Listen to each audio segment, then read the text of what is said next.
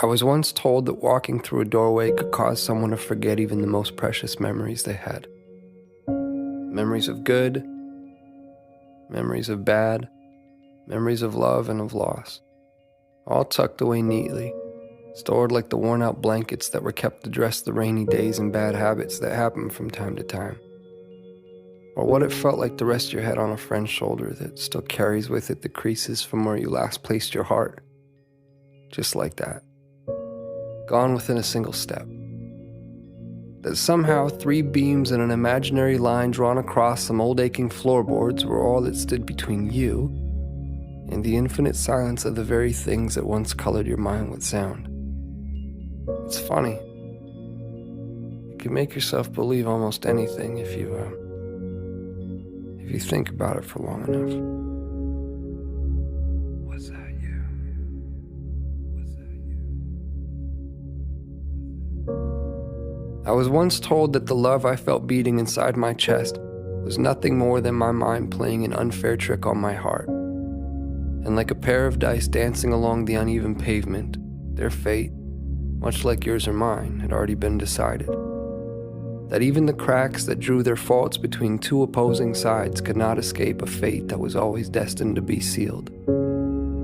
To think that someone could actually believe that the swelling tides of my heart were no more than an anxious highway of ins and outs anchoring my imagination to the castles I've been building in the sky. Well, maybe they are the crazy ones. Then again, I have been known to misplace my hope in the way things fall.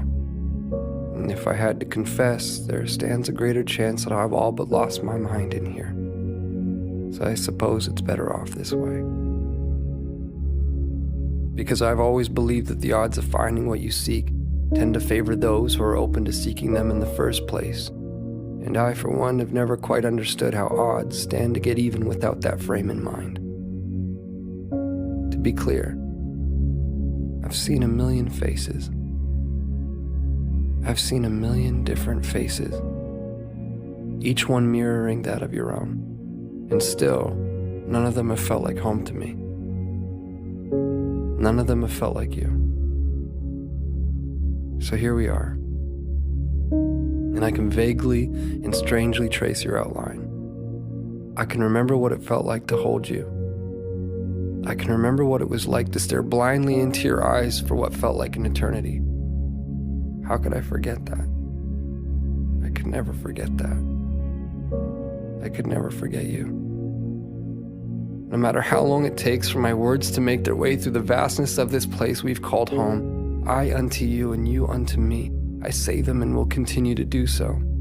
Day after day, night after night, never knowing if you'll actually hear them. There's no place for time here.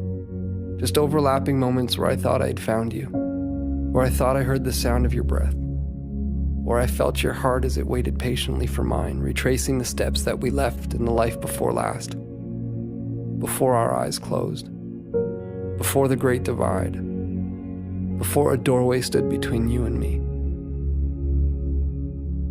As it stands, I found myself in that doorway again, with both feet in and your heart on my sleeve, but I can't bring myself to walk through this time. Not yet, at least. Not until I take one last look and see that it was you. That it was always you. Our hearts strewn across those old fragile floorboards. The silhouettes of each and every one of our memories playing out like a story that we both know we've seen before. I remember now.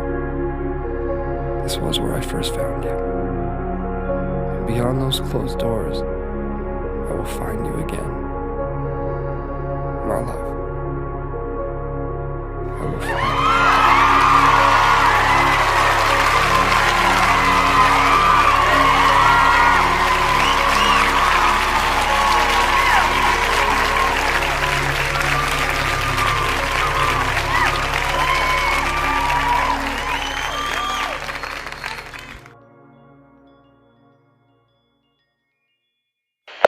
Sierra Hotel, India, Echo, Lima, Delta.